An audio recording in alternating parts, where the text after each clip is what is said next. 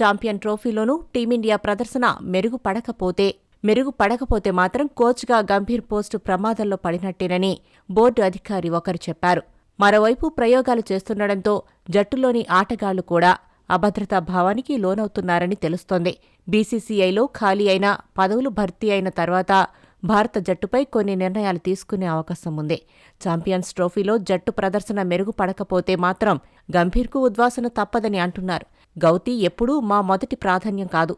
ఆ లిస్టులో వీవీఎస్ లక్ష్మణ్ ముందున్నాడు. దీంతో కొంత రాజీపడి తప్పని పరిస్థితిలో అతడి నియామకం చేయాల్సి వచ్చిందని ఆ అధికారి చెప్పారు. స్వదేశంలో న్యూజిలాండ్ చేతిలో వైట్వాష్కు గురైనప్పుడే గౌతీని నిలదీశారు.